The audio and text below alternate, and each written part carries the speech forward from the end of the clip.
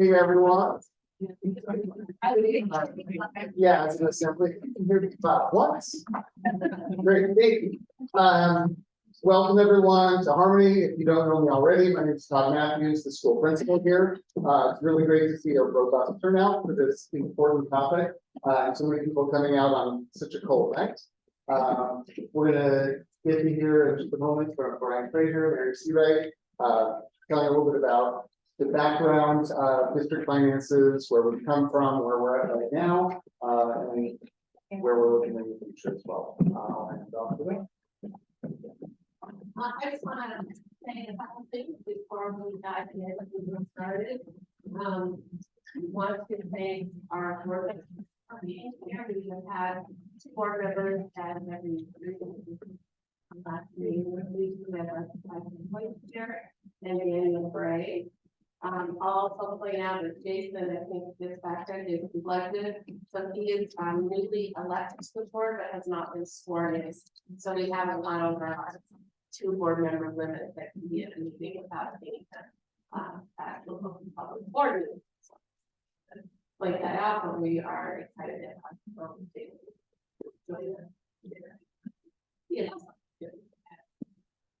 Thank you. For that, just want to remind everybody there's been a lot of comments made and some that got kind of personal in the last couple meetings, and that's okay, and some geared towards board members. I just want to point out that our board members are elected by the community. They are also not paid. They are volunteers and they put in many hours. Probably work more closely with our board members than anybody in this room, and I can tell you they put in a lot of time and they're very committed to the students and families in the district. And I just want to point out how much I appreciate that, and as well as the board. Russ, of course, has been on the board for 24 years, and so that's a lot of time that he has put in, and you don't always get to see everything our board members do, but I will tell you, he is a huge advocate on the Hill and does a lot of legislative work. We have done a lot of that together, and I've learned a lot from Russ through doing that with them, and that has brought a lot of good things, not only to our district, but to districts throughout the state. So want to thank them for that work and being here. Thank you. Good evening, everyone. I'm Brian Fraser. I'm the Director of Finance for the Mountain School District. I'll bring you through some information and then we'll be open for comments and questions afterwards. Tammy is recording and also doing her best to record to capture all of the questions and comments. If you don't have the answer, we will be generating some documentation and getting the answers back to you. So we'll start talking about how we got here. And there's 4 things that we'll focus on as far as the revenue and declining revenue. You'll also see some slides about our expenditure and how we, pretty consistently the past few years spent more than we have brought in. The point of focusing on these things is thinking about what we do as schools. And with all of the things we're being asked to do, is our revenue really is now. That's right, because our expenditures reflect what we actually do, and I don't think there's anything that we do that could stop that wouldn't make us. So we'll start with the McCleary decision. In 2012, the court was ordered through a lawsuit filed by a family to meet their constitutional duty to amply fund public education. Their paramount duty to amply fund public education. So in 2018, they applied a new school funding model called the prototypical school model, which we'll come up a few times, and that's in 2018 how they decided they were going to meet the wording of the McCleary decision. There's been some recent reporting on it. You can find it on Pink 5's live link. This presentation is on our website. If you want more information on McCleary, it's out there, and it's good that people are talking about it. For the past few years, everybody's been talking about, well, the ESSER money, the COVID relief money that we got. What are we going to do when that goes away? Because it's going to cause the ESSER cliff, and we're going to lose all that funding. But if you were to go back to 2018, you've heard the same conversation, but what are we going to do about it? Because there's literally bad school funding and we got to have to adjust somehow. So essentially, when the state wanted to meet that mandate, public fund education, they said, great, we're going to raise taxes more money will come into the state. Oh, I apologize, I forgot to introduce our interpreter. Does anybody need Spanish language interpretation? Si hay alguien que se ocupa de interpretación en español, se puede pasar aquí a mi lado y yo les puedo interpretar. So sorry that I forgot. All right, so the state essentially said, more money will come into the state, we're gonna raise taxes, and more money will come out from the state, so we'll meet our mandate. But at the same time, to mitigate the impact on taxpayers, we're going to limit the amount that they collect from local levies and taxes. So the taxpayers pay about the same amount of taxes. More goes in and out of the states, less comes in and out locally, and there you go. More money for schools from the state, but not more money from schools overall.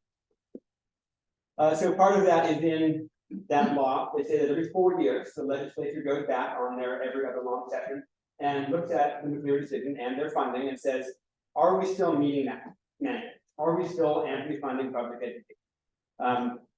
In 2022, they decided, yes, we are, and in fact, we're going to bring it down for many districts across the state.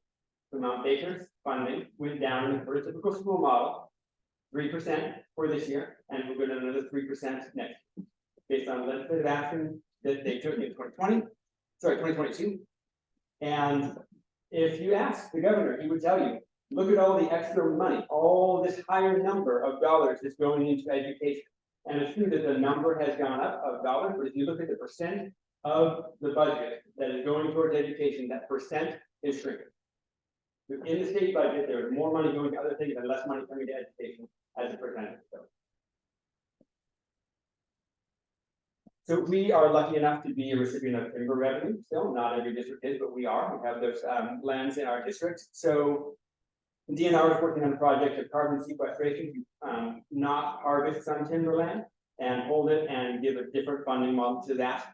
Our county council saw that coming and said, hey, let's pause some timber sales. We can wait and see just in case our lands will be chosen for that project. Let's not harvest them. So the county council wrote a letter, DNR decided to do that. And with that pause on carbon, on the timber harvest and sale, we estimate we missed out on about $615,000. So if you look in the column here on your left, that's to the general fund, and that's to the fund that is going negative this year, budget to go negative this year, and you can see the change over time in that fund. Yes, okay. So you said $650,000. Can you quantify in what year you would apply each part of that dollar? I cannot. That's in this year? I can try. Okay. But I will try to get that too. Can you estimate, is it mostly in this year's number, or is it mostly in last year's number, or is that for future? Russ will try to answer that question. So, I didn't hear all the questions, so could you repeat again? Tell me what year that 650 applies to, or Could you go back?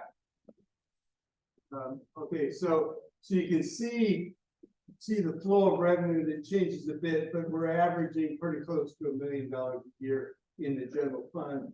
We went from 21-22 to from about 600,000 that year to 80 the following year. So when timber is sold, so it's sold by auction, and then the purchaser has about, I believe by contract, 2 years to harvest. So it would come, the payment would come sometime during that 2 years. However, looking at recent sales, those sales have been harvested pretty quickly after they're sold. So once the purchaser gets organized to mobilize, it's been coming in generally the same year it's sold, unless you're towards the end of the year. so your estimate of missing revenue of $615,000 was for last year's school year? Well, it should have been coming in this current year. So for this year's. school Yeah, year. it would have been coming in this current year or possibly spilling over into next year. Do you know? No, it would have been based on whoever purchased it and whatever they wanted to do with it. That's 2 years. Do you know if the money has arrived? No, that's It didn't arrive because the timber doesn't arrive. So, sorry, 615, right? If that was for this year, we're in the 23-24 school year, right? why the drastic decline in 22-23? That I didn't, but that's fine. I'll move on, but we can definitely come back to any of these slides and we discuss that. So a main driver for the typical school model of school funding is how many children are in school, right? So approximately $12,500 per student per year to schools comes in through support from the state. And over time, you can see that decline in enrollment going down by about 408 students from our historic high in 2016. If we still had those 408 students in our system today, we would have another $5.1 million in the budget. So that enrollment has declined and that has brought funding down with it. Can you come back to this slide at the end? It's good. Can you quantify on the previous slide? You have a year. Is that the start of the school year or the end of the school year for that year? Sorry. Thank you. All right. So when the budget was finalized in June and July, the deficit was known. It was found out that we were going to run a deficit for this year. Since then, we've done what we can to take any action possible. Our contracts were finalized in May, so a lot of those costs are fixed for the school year and will be fixed through the school year. So there's not much we can do about that. But we have had some staff retire or resign, and we have not replaced those when we have been able to not replace them. That includes the assistant principal at the junior high and high school, and 2 directors in the district office, student service specialist and a technology director. We're budgeting, when we budget for the 24-25 school year, we need to budget for a reduction of $2.68 million, and we'll get to where that number comes from in a moment. And looking ahead, knowing that enrollment will likely go down again and the budget will be reduced again, that's the legislature's action. We're looking at another reduction of $1 million in the 25-26 school year. When we create those budgets, we're committed to making sure that our expenditures will be no more than our revenue. That's how we will get those numbers up. And we're going to continue legislative advocacy for school funding because their decisions have real impact on our lives day to day. So one of the specific items we wanted to call out was acne closing, because there's been a lot of discussion about acne closing. The board discussed it in their meeting on November 9th, and frankly, when they looked at it, there could be some moderate savings, but we'll likely lose enrollment to those children who are closer to other school districts. So when you balance the loss of enrollment, which then is in further loss of revenue, and the impact to the community, the impact was really great, and the savings was not, worth that impact to our community. There's our revenues and expenditures over time. It's the revenue in blue and the expenditures in orange. And you can see there are several years ago, back to 2017, that we were receiving more money than we were spending. And then there was a series of years where we were spending more money than we were receiving. Now the district has a policy that we should have a fund balance that's equal to 5% of everything we're going to spend. So if we're going to spend $33 million, our fund balance should be 1.5 million or so, and that's board policy. So if you get a year like 2021 where we spend a little more, then that fund balance goes down and it should be okay.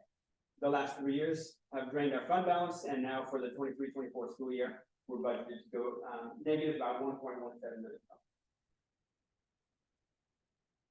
So the question always comes up is, where can we save, right? Where can we spend less? Can we buy less things? Can we buy fewer supplies? Can we make fewer copies? Yes, we can, and that's the orange part of this graph here. We're doing everything we can actively to reduce our expenditures, to not buy things, in our material supplies and operating costs, and that's equal to roughly about 18% of our budget. Now, the other things that are in there that we can't change are the cost of diesel per bus, the cost of lights, water bill, utility bills, our insurance bill. Those things are in there as well. So those things we can't just not have water money, right? We have to pay our sewer bill as well. So those can't be reduced. And the other 82% is salaries. And there you see a further breakdown of salaries. Certificate and instructional salaries includes teachers, counselors, librarians, There's some additional pay items in there. For example, the state gives us money for any teacher that has a national board certification. The state gives that money, it goes to the district and after teachers, so that number is included there as well. Classified salaries are those whose job doesn't require a specific certification. Those could be your bus drivers, secretaries, instructional aides, custodians, fall into that category. And then your certificated administrative salaries are those building principals, district office employees that when their job requires a certificate. Benefits in yellow, and then the MSOCs, I apologize for the color change, MSOCs are the light blue of that. So we are budgeted to go negative 1.175, and in order to pass a budget to give the board authority to receive and disperse revenue, the state office of the superintendent of public instruction, OSPI, placed what are called binding conditions on our district for this year. The first binding condition is that when we created a budget, the projected deficit for the year was 1.175,381. The first condition is that we can't go any more negative. Throughout the school year, we know we're going to end negative. Can't be any more negative than that number that we were budgeted for. The next two conditions are more about monitoring from the two agencies that support schools, OSPI and the Education Service District, which is kind of like a regional branch of OSPI. Everything that I present to the school board, including this presentation, goes to OSPI, so they know what we're saying, they know what we're doing. They're keeping track of our status, of our enrollment level, cash flow, revenues and expenditures. They're keeping tabs on all of that through those reports. And then quarterly, we meet to discuss them more in depth. They may have questions about that, and we meet with them to discuss that. The next two conditions are about proving that we do what we say we're going to do. So the first one, number 4 on this slide, the F195 is the budget. So this says in the budget that we adopt in August of 2024, which covers the school year of 24-25, that budget should project to get us back up to the $1.5 million number that you see there. That is 5% of our spending. So this is saying get back to what your policy says that you want to do in 1 year. 24-25 school year budget to do that. The next one, the F196, is the year-end reporting. So in that year-end report, which I'll submit in November of 2025, it will be for the 24-25 school year, and it should show that we actually got up to that 5% fund. So they wanted to prove that we do what we say we're going to do. Okay. What happens if we don't? So we'll be working closely with them throughout the year. And they will know if we're not projected to meet that number, if we're off by that. And they can change those conditions at any time. They can also choose to grant more time. So they could say, you know, we're going to change the conditions, we want you to get halfway to your fund balance policy, and the board pass a resolution to waive the policy for this. And then give us another year. And in that other year, we would still be in binding conditions, but the conditions will have changed. And that goes on for several years before the state would take any more drastic measures. Which is not necessarily resolving the district. So if we go on in binding conditions and it happens for several years and the organization we're working with say, you know what it looks like, you're not going to make it out. What they will do is instead of then letting us make our decisions about our finances, they will appoint a finance committee to make those decisions for us. Right, and that decision may be that that committee is going to manage our finances for several years and get us out of it. That may be that you're going to change the boundaries of the district with our neighboring districts, or that decision could be that Mount Baker district would be divvied out. That has only happened once in the history of Washington State, and it's a special case. I'm going to forget the name in front of you all right now. On the tip of my tongue, it's down by Walla Walla. Bader is the name. Thank you for the leg up, I appreciate that. And what happened in Bader was that the way that their district was situated in the land that they had, they couldn't pass a bond to raise enough money to build a school. And their actual they were a small district, they had one schoolhouse, and the schoolhouse was condemned. And they couldn't build a school, they didn't have the money, they didn't have a school, so OSPI stepped in and told them to go to other districts. It was not necessarily about financial trouble. There have been in the past 10 years, 12 districts that went into binding conditions, all have got out with monitoring from OSDI and SCAD. And they want us to be successful. I will say that. So the binding conditions are a monitoring process, not necessarily a guidance or support process, but through our discussions with them, they have offered extra support above and beyond what they normally offer. So they want us to be successful. So we're here today to listen to input, take questions, to answer whatever questions we can. Any questions we can't answer, like I said, Tammy has been doing an excellent job of collecting those for us. We're planning on using these sessions of things we hear to put out some publications and FAQs and in-depth information about the things that we hear you talking about. And through that, we are going to then take some steps to right size the district to our current level of funding. That would be difficult, and I won't say that, you know, we're going to right size to our current, or to what we should be giving to students, because I believe that everything we're giving to students now is what they deserve. But we have to right size to our level of service. And while we're doing that, we need to keep students at the forefront and continue to provide excellent opportunities for our children. So with that, we will open the floor for comment, and I will also mention that we have a written comment card over here, and if anybody wants to scan in on the QR code, you can do that. If there's something you don't want to say, this takes you to a survey. It's been open since we started our staff tour, so it's all collecting all the comments there. And if you want on the way out to take one, it will still be open at 3 a.m. if you wake up and have a thought to take your here. That survey will stay open to collect here. How will you be responding to those questions? That depends on the question.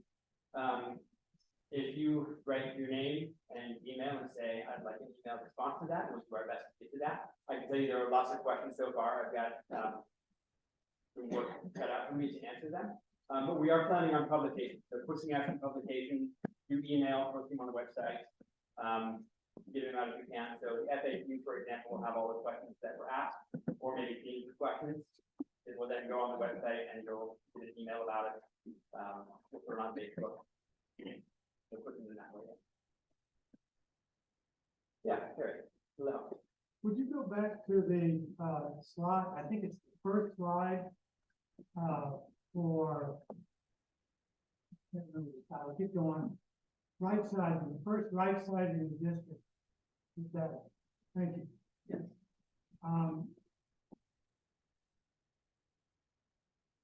This is based on when you first found out about the deficit. Yes. When was it? The budget was presented to the board in June. And that's when the budget was finalized, when the deficit was done. June of this year.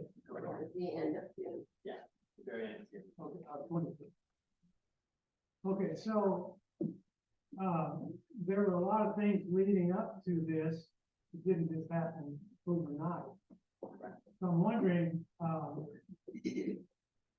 where was any monitoring, proactive activity taking place that would have also recognized other potential contributing factors, because somebody was keeping abreast of a number of parameters surrounding schools, laws, changes in practices, things such as example that you mentioned on the query follow-up from 2012, when it started in 2018, when the state finally did something active and rewrote the program for allocation. I think I had that right. Yep. So that was a 6-year gap, roughly, using round numbers. So, but that was happening in the background, and you probably wouldn't know about it unless you were paying attention to that specific issue, which I would consider that the legislature being, and what happens in the legislature being something that you would always want to be monitoring, so you are aware and stay current. So I wonder who is responsible for monitoring any of the other parameters other than the implementation of the budget physically. It's a good question. And I'll clarify about the McCleary decision, right? So in 2018, the legislature took action, and it was the 18-19 school year that actually took effect. And then in the 19-20 school year, what went out, right? So there was some major disruption in that. It wasn't from 2012 to now that nothing happened. It was from 18 to now that model has been applied. And like I said, COVID was a major disruption that changed things in there for a while. But to your point about who monitors that, the district had the unfortunate situation where their director of finance left mid-year last year. And for several months, almost half of the school year, there was no director of finance.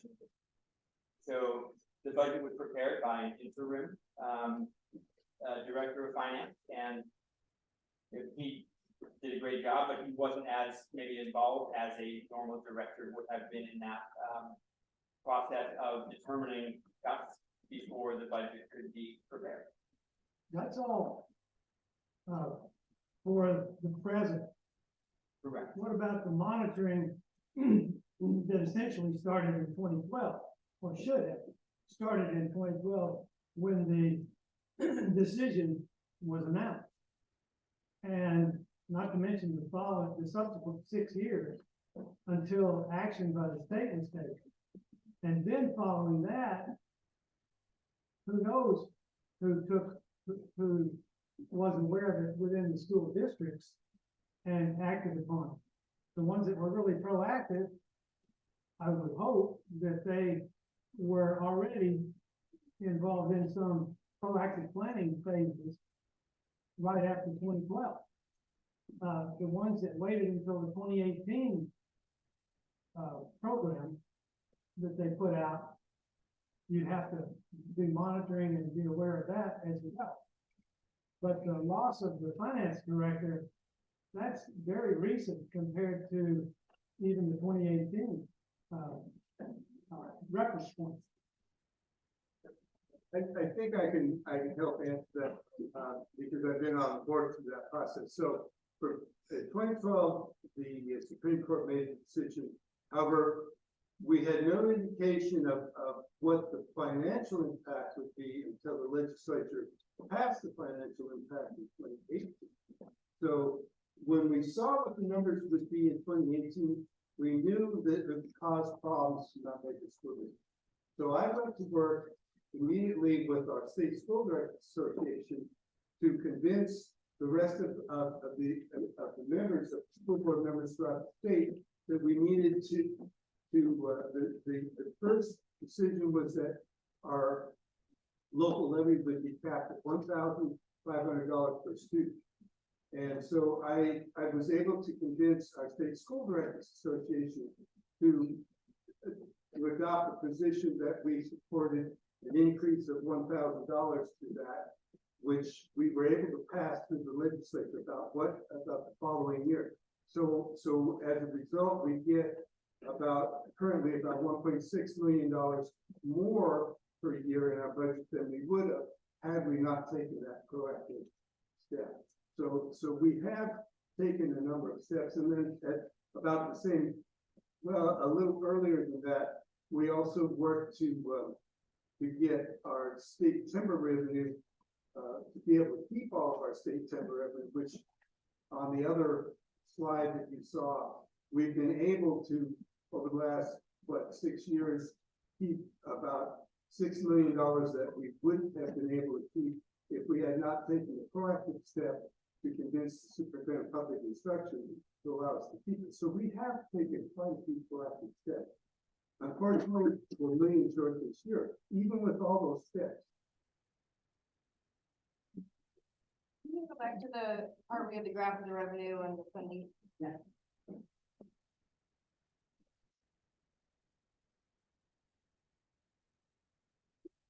So now 2020 obviously was kind of a write-off, it was a little messed up for everybody, but I guess to kind of add on to what he was saying, 2018 was that first year you said that the legislation, everything kind of started going into play.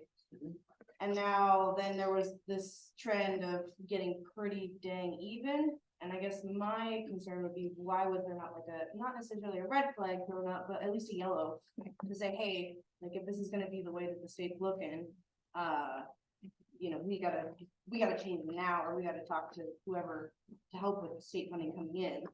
Because right now, it looks more like the state's gonna just keep not giving us enough money. If we are allocating all of our money properly, then this is gonna just never end.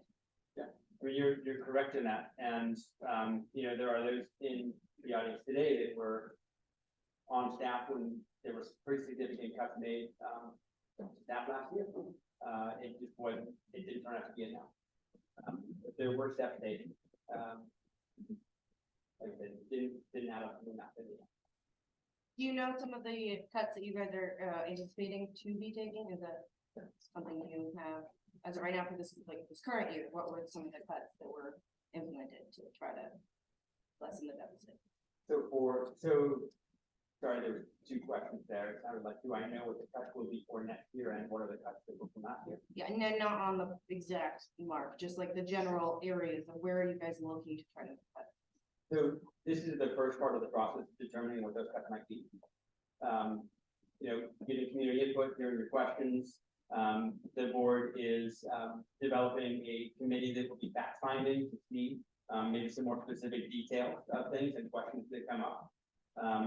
And that fact finding plus, you know, community input will inform the process moving forward to make those decisions. We haven't made those decisions. And I know it feels very urgent, but we'll be planning through the year. Again, with our contractual agreements, there's not a lot that we can do this current year. Not a lot we can cut. That we're doing everything we can in non-replacing and not using as much.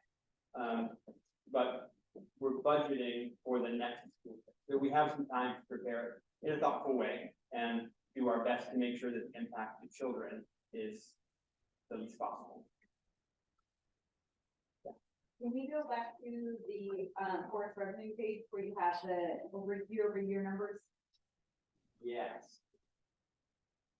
So help me up right there. Help me understand how in your budget for this year, you have state forestry of $250,000 coming in as your projected revenue, but last year you have 8. Why do you think you're going to get that spike if you still have a DNR order in place?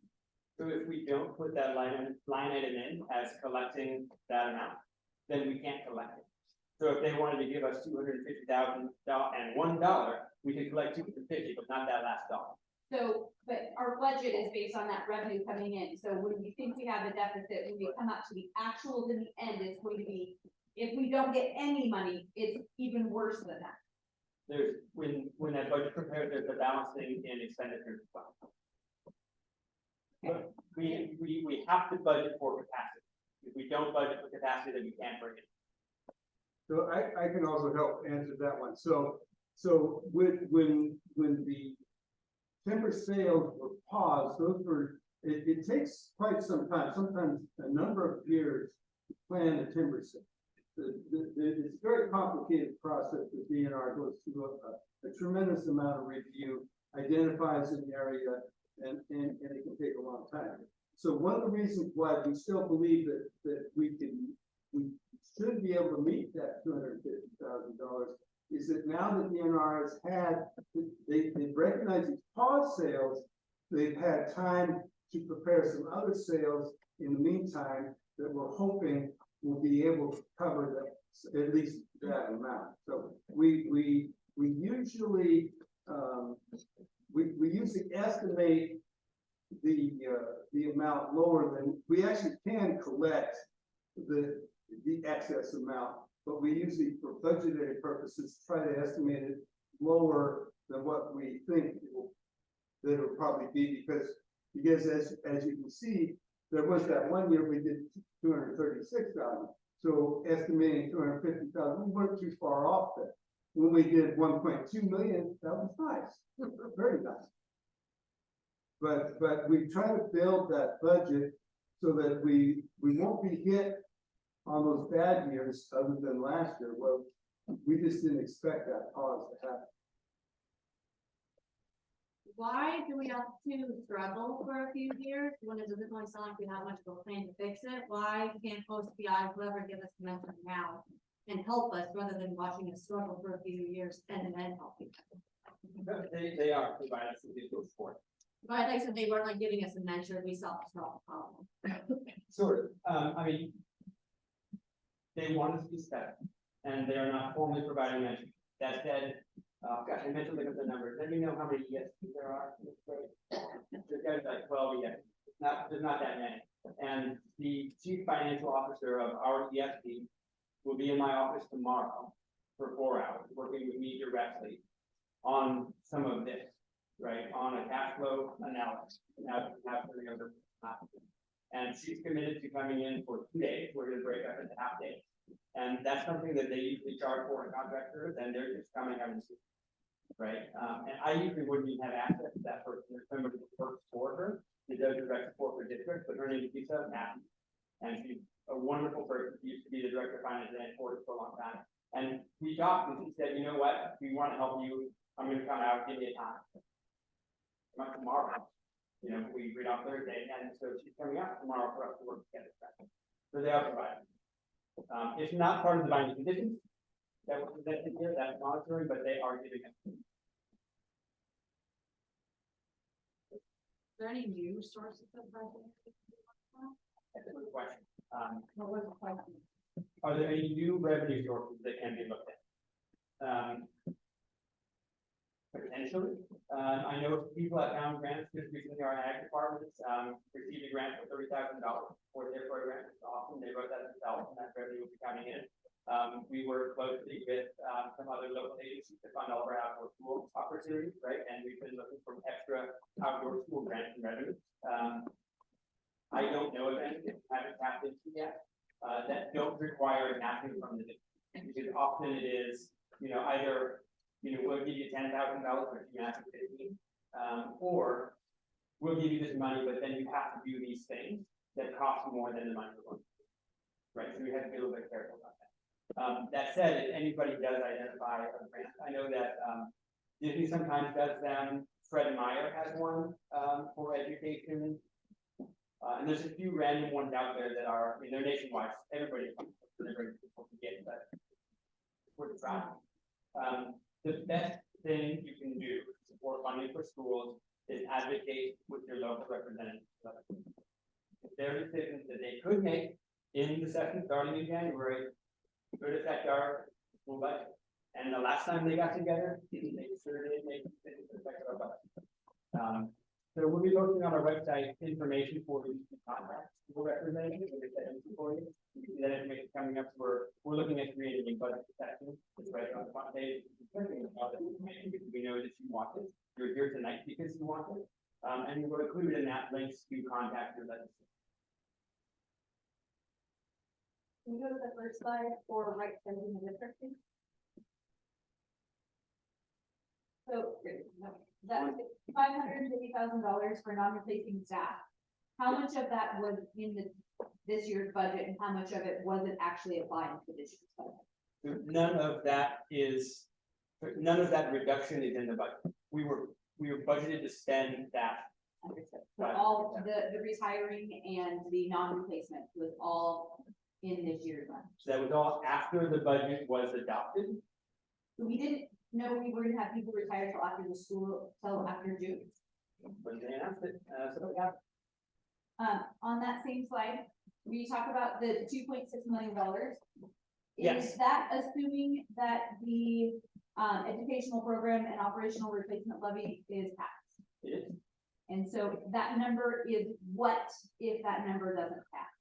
If we don't replace the levy for the EPO levy, we collect a little more than $5 million per year for that levy. And that's for our current operations and program. And we've had that levy for a long time. And that's a levy that's restricted by the state.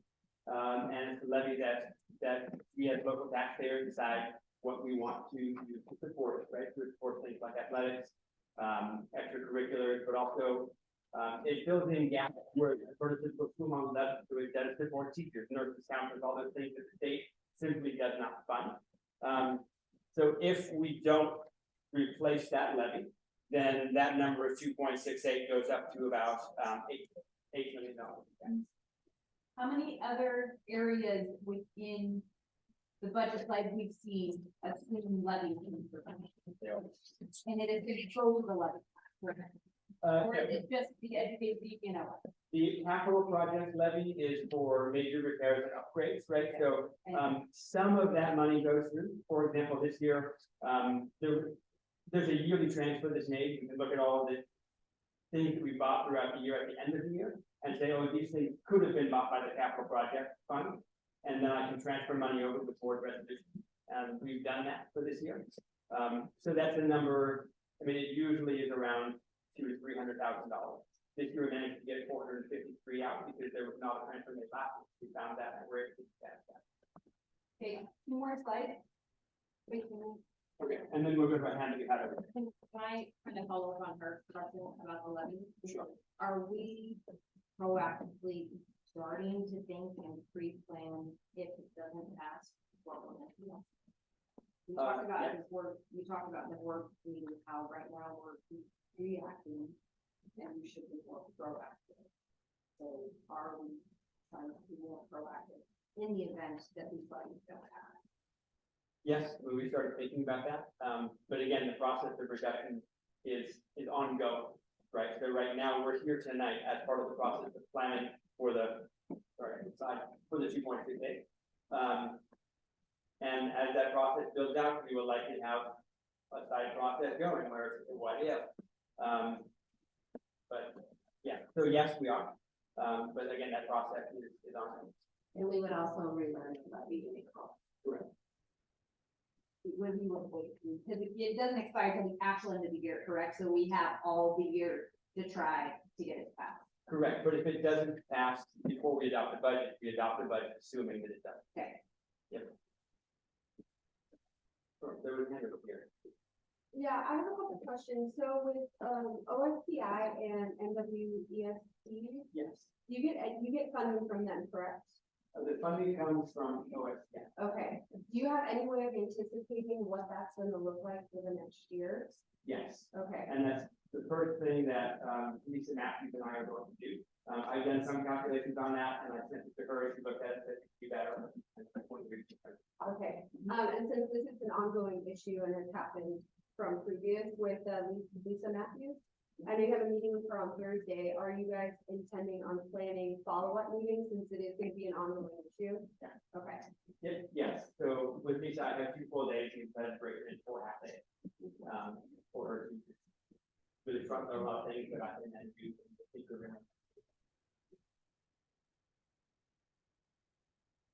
Way to also add the fund balance onto this page so that we understand where it falls down and where you're trying to build it back up. I can put something together. Tammy will take that down and yeah, I will put something together. For sure. Yeah, if you were to go back to your slides, by the OSPI that are the conditions based, specifically number 1 and number 4. Sure. So we're projecting a loss of 2.6 million. Can you tell me what the 1.175 million is? Or maybe I have those numbers backwards. What is the calculation done? So when we looked at our beginning fund balance for this year, and when the budget was created, we didn't know that fund balance. We didn't know that actual, what did we end the year at number? When we created the budget, we only found that out recently. It's been submitted to the state, but they haven't certified it yet. So when we took a guess at that in preparing a budget that was then presented to the board in July, that budget that showed here's where you start, here's what you spend, here's where you end, shows us ending at that number. So that's our ending. The 2.68 number comes in because of condition, you're right about that. Number 4. Condition number 4. Okay. So zeros here, 1.175, 2.68, and the difference is, sorry, 1.175, 1.5, and the difference is 2.68. Yeah, that's where the 2.6, $2.7 million comes from. Correct. And so when we look at the ending fund balance, the actual ending fund balance, now that we've closed our books, and how did we do? That number may change some. And it didn't include that transfer from capital projects to the general fund that I was just talking about, so we're cautiously optimistic that number may change. But we've also seen our expenditures change this year already as well, and they will continue to change based on capital growth inflation, right? If the price of diesel goes up, then our expenditures go up. So then based on all of those certain constraints that are put on there, basically the end of, to meet the conditions at the end of the 2024-2025 school year, that negative balance needs to be less than 1.1 million. To actually meet the conditions, the negative balance needs to get up to this number, positive 1.5 to change. The end of 2025. Correct. School year. Yeah, that's what we need to budget for. Plus the 2.68. Okay. About the number of students enrolled going down. I wondered if, you know, if you all had had time to look into that, and our families moving out, are they looking for other forms of schooling, or if you have any idea what's going on with that? Yeah, I mean, it's some of everything you just mentioned, right? During COVID, families found other ways to educate their children, and some of the children come back.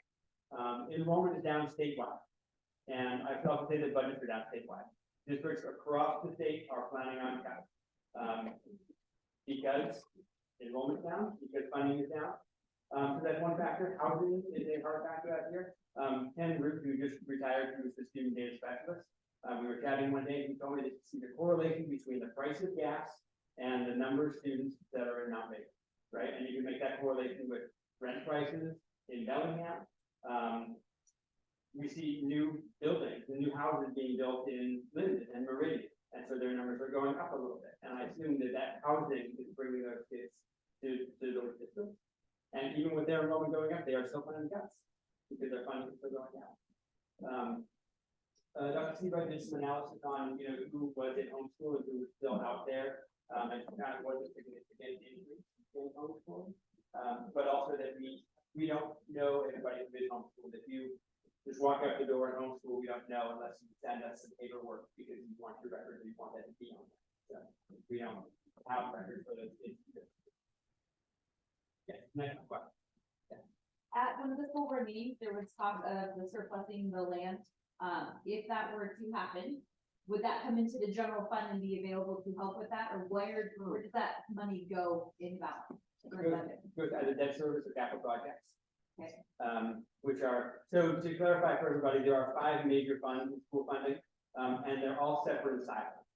So the general fund is the big one we're talking about today. The general fund can fund anything in any other fund, but other funds can't fund general expenditures. ASB is generally the kids' money. Capital projects is for major upgrades and repairs. So if you were to look at that capital project levy information that we have over here, that's the thing we plan with that fund. And it's the levy that puts the money in that fund. Otherwise, there's not a lot of money in that capital project fund. Transportation vehicle fund is only for the purchase of the yellow or smaller yellow buses, but yellow buses. That's all it does. And the last one is kind of a clearinghouse. If we have a debt to pay or bonds, we put money into debt service funds, and it goes out to pay that bond. So the question about where does that money go? It goes to capital projects or to debt service. It does not necessarily come into the general fund. So I asked you at the school board, what is the purpose behind making that sale? How much is it costing that school? I'm assuming all we have to do is pay the property tax on it. Correct. So the board has gone through a process to determine that there is no educational value or potential for that land of property. So there's no potential should we have, because it's 5 acres, correct? Or around it. I'll have, yeah, we're talking about the program. So if you had to in the future build and miracle happened, we passed it on, right? And you were able to build a new school and you couldn't build it at any of our current sites. Could that not be potentially a site for a new school? We have land that is slated for that on our current site. So we have that planned and prepared, how we're able to say that there's not potential for education, for that land to be an educational. And the board has gone through that process, in the process leading up to the public hearing and presenting things like that.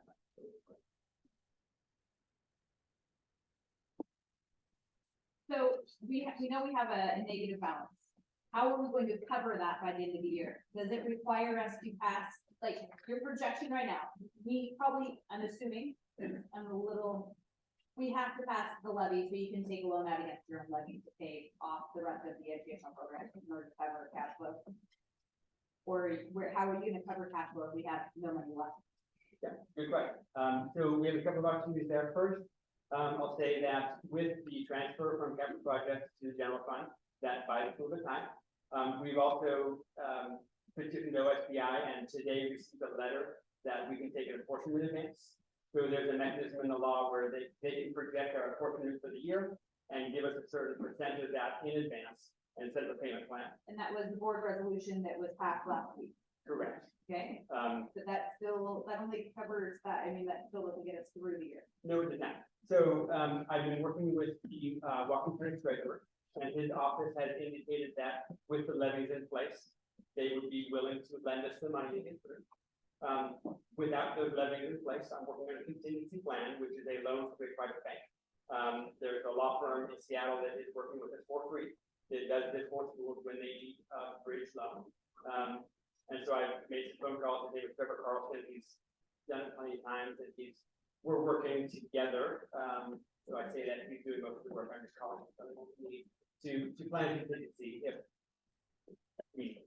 So at the beginning of the year, 3 schools were put under contracting, these binding agreements.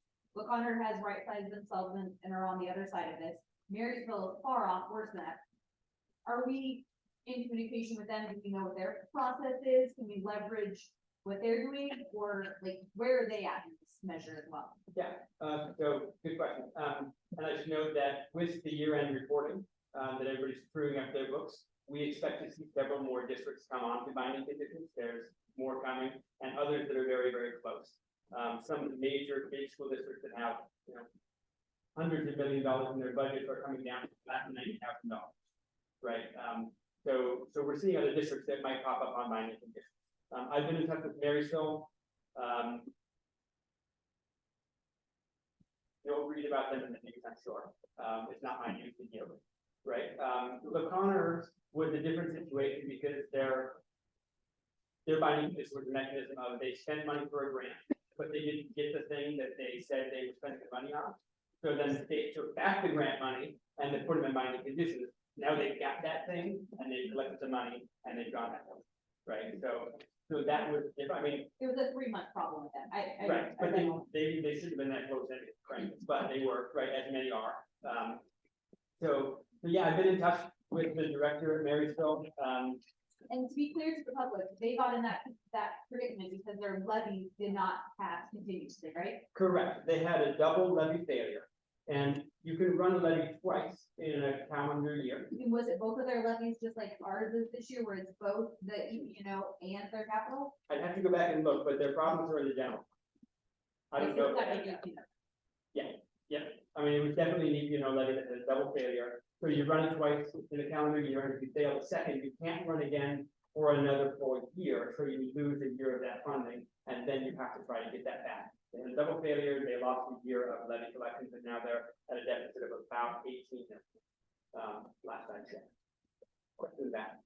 Yeah, you've spoken a lot about exterior factors that have impacted where we're at today, but we have yet to hear what internal factors you guys are honoring that happened that we can help correct. So we see our kids suffering, we see huge class sizes, we are sensing the anxiety and the frustrations from not only teachers, but from our young kids, which can result in trauma and fear of going to school. And when you talk about building a school district up and getting more enrollment, at what level do we get to understand that you guys are actually advocating for that trust and responsibility in your leadership?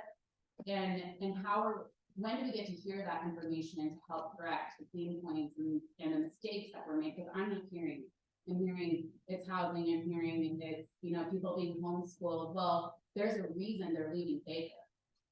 So can we talk about that? Can we hear from you guys and actually get some honest feedback on what parents are saying and why people are choosing those options? Because I don't feel like you guys are making it better. In fact, it's getting worse.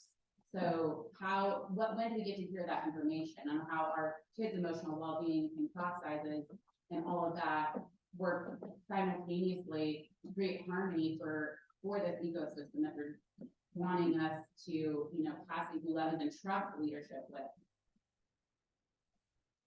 We hope that part of that process is getting more information next week. That was the first thing we heard was that we weren't being transparent enough. This is why we're here tonight and at other schools and with staff. I think we can talk about some of the things that happened or didn't happen in the past. But I would rather focus on the future and do the forward. But we don't know the hard facts. That's the point. It's like, what has leadership done incorrectly? What did they just miss? What are they focusing on? And where do we fit in that? Like, how do we help support what's going on within the community when we don't really know the truth? So that is part of what we have a financial work group that is gonna be, getting started, we're working on the details of that. And they're gonna be collecting those kind of collections, like you're asking, and studying that, and, so that we have good information to move forward on. So our leaders So that is currently doesn't understand what was dysfunctional among themselves. So, well, as we explained, we did have to make risk last year. And part of it is we just did not go far enough. The other issue that Brian brought up is that we did not have a finance director in place. But for the entire year, so, and I understand that person works under me, that I'm superintendent, and as I said last night, the buck starts with me, and I accept that. So we are learning, from our past and what we've been doing, and are very committed to doing the right sizing and engaging the community in that, so that you're aware of what's going on. Like the finance director quit. Why that extreme, did they just get up and walk away? Did they do that? Was not with us very long, and or So it appears as though we were losing money from 21 forward, so that's been 3 years. We have 2 more years of plan losses. My biggest concern is we have the same people looking at planning these 2 years of future budgets that did the 3 years of losses. That's extremely concerning to me. How did we not at 2021 say, we're losing money, we have to do something different and not change it? And why have our expenses continued to rise, other than this last year, right? You know full well that enrollment is dropping and the portion is lower. Why have our expenses? And I know part of it is raising, right, and that's a contractual thing. But I feel like there's opportunity. So there are some contractual obligations, and the point is well taken, and we are committed to doing. So are there going to be other parties involved? So that we're not back to the same group of people that have made these poor decisions leading up to this? That'd be up to the board on who they want to bring in. Do that. Yes, the other question I have is, we have 2 neighboring districts that have very similar demographics to us. I know there's arguments for transportation, whatever, but Second Meridian are not in this position. They face McCleary just like we did. So how is it that they are in a positive budget situation and we've been 3 years negative? And they all have new schools. How are we here? And when do we get to hear the reasons for that? Because that's the transparency that people are looking for. And I know, you just heard it. Again, I have absolutely no idea why you could have accepted this job. Looking at the finance, I wanted the job. I looked at the job application and I went, there's no way anybody in their right mind would want to take this on. But he took this job when the other one left, he just couldn't come until the end of the school year, right? And because technically you were hired when? I think we interviewed in March. But then you couldn't start until.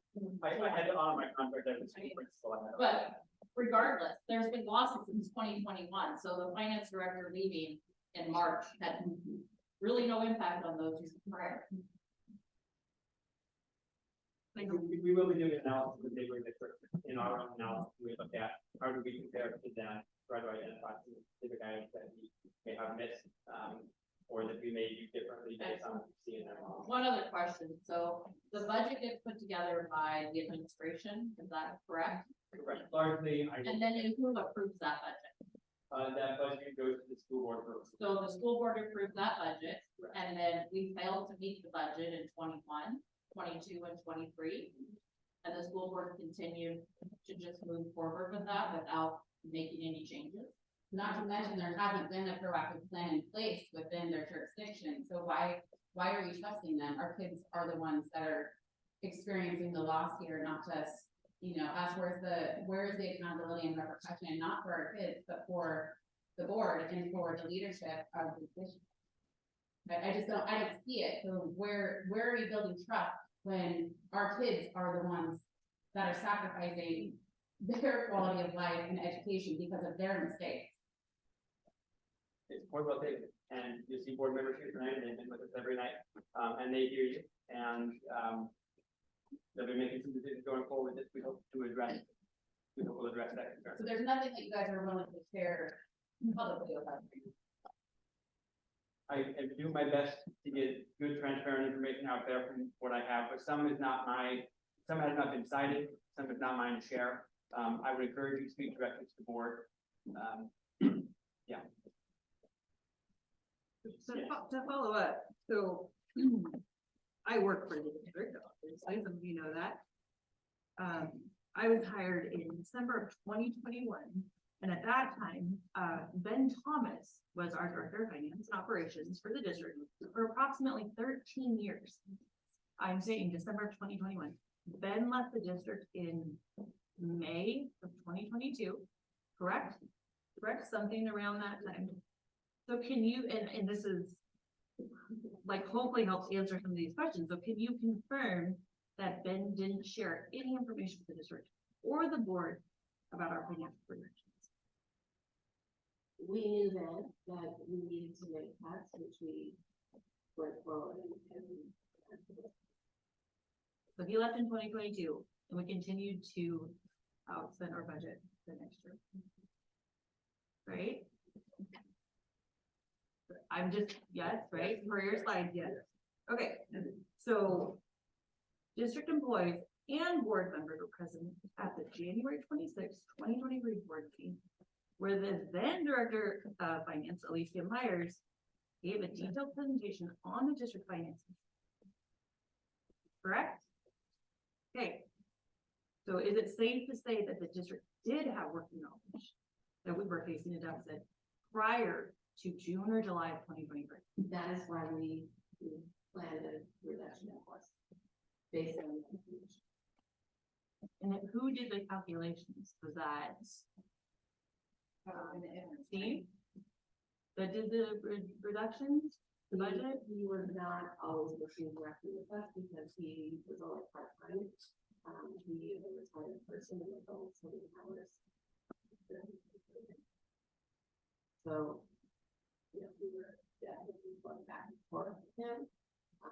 There were also issues for him, even with all of his expertise. He had not understood the thing that we used. But you continue to work with them. He is actually, he's working a little bit with Brian, this year as well. Even despite his efficiency. Like you just I don't, I'm not saying that it was his. I'm saying that there were challenges. And we didn't have somebody full time. or someone that I'm not, I actually, I would appreciate all that Steve did. Steve even came on, given his situation, he didn't need to work, and, we really needed someone. It's very hard, to find directors of finance. So we were appreciated at that. being grateful, it's great, but it sounds like we need some professionals in place to help forward momentum. And that's why I hired Brian. But, I mean, do you see why this is concerning for, and I'm speaking like as a community, as a mother. We have to trust that it's going to be fixed, right? And we have to be shown, and we have to just say like, yeah, I screwed up. We overspent. I should have said no when I said yes. That's what we need. And actually, I said that earlier. I said at the end of the road, I'm the superintendent. And, you know, that starts with the stop with me. So I have said that. So if you wanna blame somebody, you can blame me. I'm putting that out there. It's not Go blame, ahead. Mary, it's not blame. It's There's no sincerity. when, but hold on. Well, So- that's a judgment and But it's not a judgment when we're saying to the Whatcom County Treasurer's Office that we're at a hiring freeze, we're in the spending freeze, we're not replacing positions. And then we are going to hire a dean of students at the secondary campus. that is going to be internal. And for this year, we'll have. You still have to hire a teacher to replace the person that's going to be the dean. And we did a lot of studying on that. And we have been working on that all year, and I've been working with board members, in fact, you know, Brenna, we determined something that we could do that isn't spending what we have planned for in the budget, but is spending some, so that we can make sure that we're ensuring safety of our students and our staff. And we have heard that loud and clear. I work that every day. I know what it's like. So I just think that we need to be more mindful of our spending when we don't have money to spend. Thank you. Mary, when you say the buck stops with you, what are you exactly taking responsibility for? Well, I'm here and, you know, working with my staff and school board, to get a plan together and right-size our district.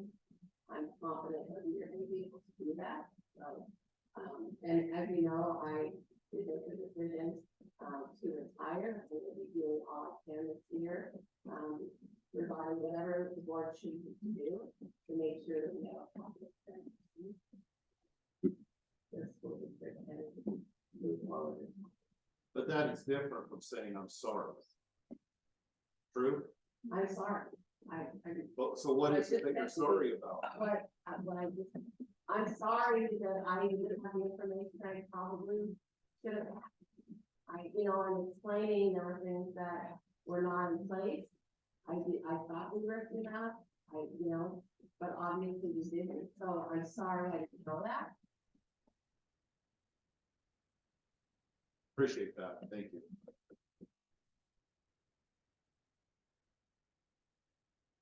How about continuing along the same thought line? And Mary, I express my appreciation for you coming out with what you said last night. And I appreciate it again tonight. I do concur with the question Chris just raised about, essentially boils down to accountability. If I were looking, regardless of the status of the district and its budget problem, if I were looking back, kind of like an armchair quarterback, and I wanted to find out who was accountable for the problems that occurred behind it, as I looked into the past, I've been struggling quite a bit to figure out where the accountability exists now for this problem. And I'm not trying to demean what you voluntarily said at all. That's not the direction. What I'm looking for is who dropped the ball? Who was asleep at the wheel? Who didn't do a thorough enough job? Who should have been active but wasn't?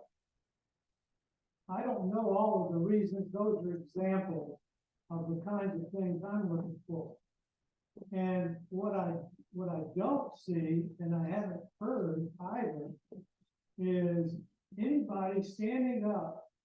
And you know, we all know what your comment was. But I don't see anybody standing up and say, I own this particular error that was under my responsibility. And my part was X, Y, and Z. I haven't heard anything from other administrations to say. I have not seen or heard anything on that line from any of the school board. And so I'm really wondering if we were trying to figure out, if for no other reason, to go forward as a more well-informed individual or district, what is that list of departments, of people? And I'm not headhunting. I just don't see any of the accountability showing up voluntarily and saying, I own something that should have been done but didn't. That was my error. I fell asleep at the wheel. Whatever, however you want to phrase it. And that troubles me greatly because somebody just recently mentioned trust. I think it was you. And I think that trust is one of the key bottom lines. If I don't trust you to reveal or just come forward as a group, as a district, as to where the accountability lies, then I won't trust you for a lot of things for a long time. And I think that's a very sad situation and very unfortunate. I know this idea of trust and lack of communication, all that into one, has been voiced by an amazing amount of people in 3 meetings that I attended, as well as other board meetings. And I just don't see it or hear it. And I would really like to know who is working for the district or what department is still working for the district that you plan on keeping in the flow of information and decision making that didn't own up to something they should have done and did, or not as well as they should. I think the points that I mentioned on the fact that the concept of knowing when there was something happening in the state that would affect the future revenue should have been picked up much earlier than it was. Yes, I've heard the answers, but to me they're sort of half focused and half. If you can't find the truth, you throw a lot of BS in there when you kick the can down the road. So what I'm trying to figure out is where's the accountability? And I repeat, it's not about me interested in headhunting, and I haven't detected that from anybody specific. But if you don't know where the accountability is, and or was, how are you going to actually solve this problem and prevent it from repeating? Amongst all the other things you got to figure out and decide. I don't know where to, I don't know all of this, but can either one of you address that? Well, what I can say in the work that we're gonna be doing and these questions coming forward, that we are looking for those places where something different should have been done. I also, as I mentioned before, we did know some things were coming. We did make reductions. What happened, where we dropped the ball, and I will take accountability for that, is we didn't make enough. You know, And the other, I'm just saying, and I know maybe you don't like hearing this, but being asleep at the wheel, I will also say that our legislature needs to step up and fully fund education. Because we need those things that we cut and that we're gonna have to cut in the future, because of the flood. So and that, I know that's not what you want here, but that is a big deal. That's a big deal. And that's something that I'm gonna be fighting and advocating for, probably even long after I'm gone. Yeah, but learning about using the process of these meetings to figure out the details as as part of information that you gather and feedback, that's, the horse is out of the barn and long gone to the next country. Embarrassing. So to add on to his, would you guys say that on future meetings that we will be able to get answers from when, like, you're gonna look into it, you're gonna find out where did we have deficits that we should have been better at, where did we do these, where did we drop the ball, whatever. Do you think that we wanna continue on this trust thing? Are we to expect that you will be sharing that information with us as you're finding it at each meeting or whatever it is, the links on the website? To air your dirty laundry in a sense of just, okay, we're not gonna do that again, but this is what we found. So that we can continue to feel that you are letting us know and how you're going to change that in the future. That's the first.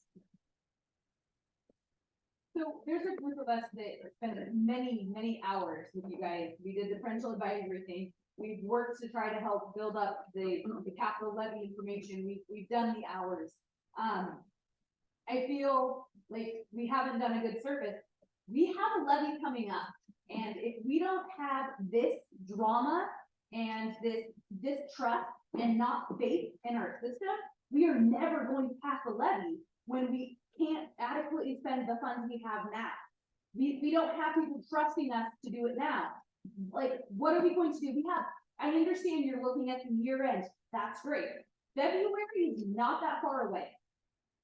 We have to clean this up now and have a forward face that is honest and tells you all the story and tells you a plan. Right now, there's no way you're gonna pass a levy. We're gonna fail.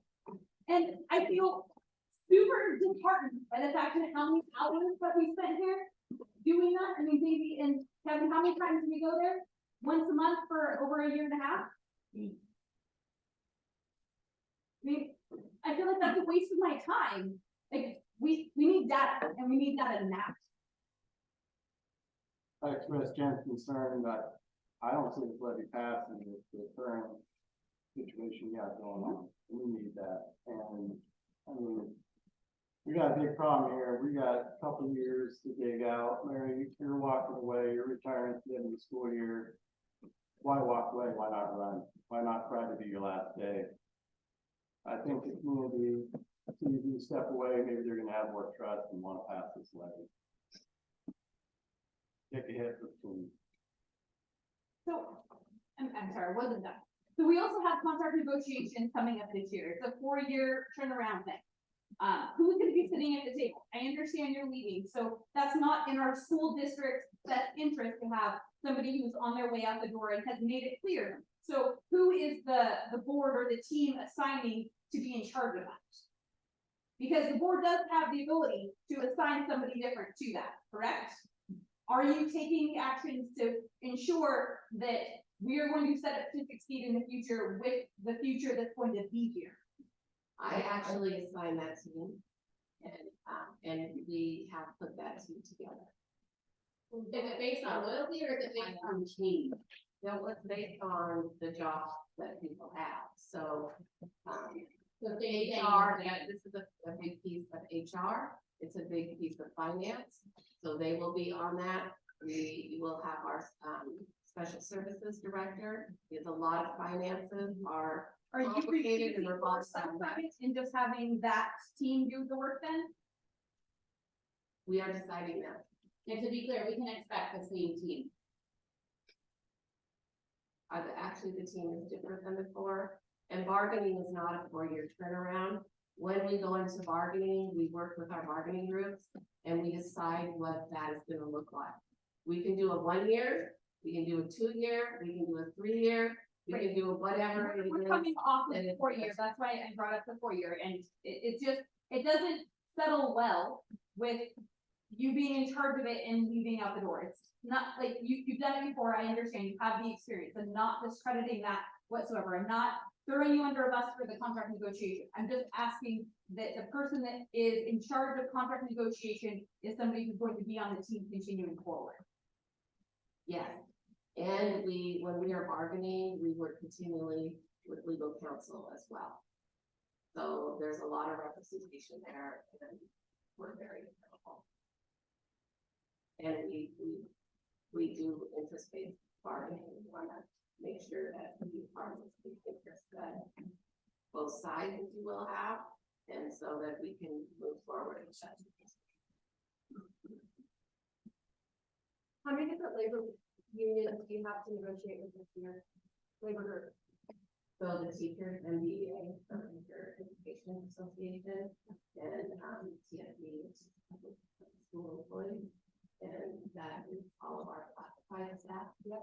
So those two open and are in bargaining, okay? Those, They will be, we have not started yet. correct, It's not open yet. So that goes hand in hand with, one of my follow-up questions. I've heard you continuously say legislative is a huge aspect of that. Have you thought about working selectively with your labor organizations to lobby in Olympia? Getting a hold of the Washington State Labor Council and your local labor council, who's actually meeting tonight, upstairs in that building, to talk to them about when they go down there, to take your constituents that work for you and talk face to face, because that's a big deal. And it's going to be a major impact for the community. And having those conversations. The council that works with, MBEA, providing information data and we can. That becomes better for them to help us with that. Yes. And then, I heard you say last year there was a lot of cuts in staff. Did you consider going to the group? So that I'm in the business of keeping people employed, and that's just, I want people to be able to support their families and afford to live where they work. Did you think about going to, that came out last, I'm sure you thought about it.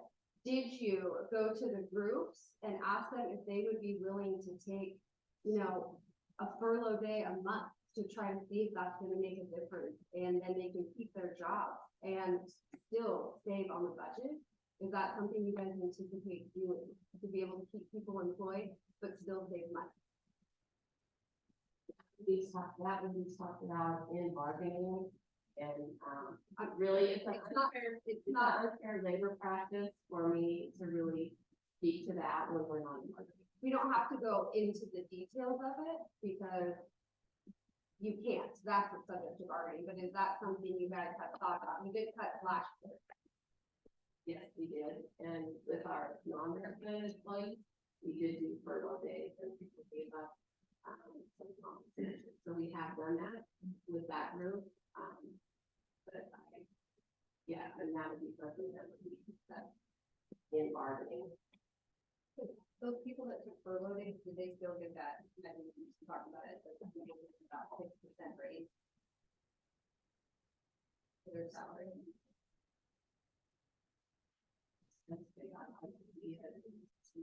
It was 2.9 and 3 or something, right? So if you calculate out the by furlough days, you still come out at versus the week. Over that, I will say that there's a law that says you have to apply, whatever state you're deciding in some way. We don't have to apply in the way we did. But we can't forego the dollar, yes, right, the inflationary. Yeah. And there's different ways to apply it. Again, that will all happen. Sorry, Jennifer, I'm not meaning to cut you off, but follow-up question, because I heard from the entire group, they want transparency and communication, and I also heard you mention putting together a finance committee. Are you guys planning and intending on having community members sit on that as part of the accountability process and the transparency piece, and to get input from them on that committee? And how many of those people are you going to have from the community? It's a great question. That the makeup of that, finance committee is under development. So we expect to hear more guidance from the board soon about what that committee will look like. Well, consider that a proposal for that to have committee members. I can give a little background on the finance work group, because that was my focus in the first place. And it's not a decision-making body, it's a fact-finding body. So we actually, all the members of the community are welcome to provide us with input, so that then we can come up with questions. We've developed some questions, and want to gather already. But you know, this is part of the process tonight, but we're soliciting your thoughts and your questions so that we know, so what areas we can look at. And here's an example. So say the maintenance department. The people who actually are on the ground doing the maintenance know a lot more about their job than anyone else in this room, including myself and board president. I went to speak to Tom Larson yesterday to let him know that I'm looking for information from maintenance to our fact finding group. So he's working on that. And all the way through the district, both internally and externally. So it's not a decision-making body, so I don't think we need to have. I'm not saying that, but part of what her concerns were understanding how we got here, and that fact finding is gonna be crucial. Yeah, and so when we pull all those facts together, we intend to present a copy to the board, which will then be public information. How soon are you going to do that though? Like February is just around the corner. Right, yeah, and I think, so in my mind, so I want to get some part of it done by December 14th meeting, but I realize it's going to be a work in progress for a little bit of time. I think we'll be Why finding are you just not asking those questions though? You had the information of the deficit in June is when you approved it. Right? June is when it was brought to you. Why did you not put that group in place and launch that fact finding then? Why are you launching it now? So we did have that group in place last year. It's slightly different format of district budget beginning. And so this is this year's version of it, I would say, trying to get ahead of our problems at this. But you're not answering my question. Why is it taking till now for you to launch that? It's November, right? So how did we get to November if we knew this problem was in June? So part of that is because we don't have all of the data and information until the fiscal year closes. Fiscal year closes in September. And then we have to analyze it and start with that. Yeah, but that's this year's problem, right? And we've been talking about that we've had a continual problem, right? So Since 2021. we have your budget that was presented in June. We have all the pages that we can go through and we can ask all those silly questions because I don't understand a whole bunch of stuff. But I do understand that if we spent $70,000 on printing in or we budgeted that much in 2022 and we actualized 67, how we think 5,000 is gonna get us anywhere doesn't make any sense. And I'm not the person doing this, so, but why haven't we done that? And that is in the general fund, I'm not just pulling this out of my butt, I understand where you're reading this on this page. There's things that don't make sense. I don't feel like we're moving with any pace at all. I understand we all have other jobs to do, but our children are way more important than our jobs. If I need to quit my job so that my children get education, I will do that. I don't want to. I want them to have peers around them, but at what cost? Well, instead of us, that are gonna pay. Right. And as a child of as an educator, like that's ridiculous.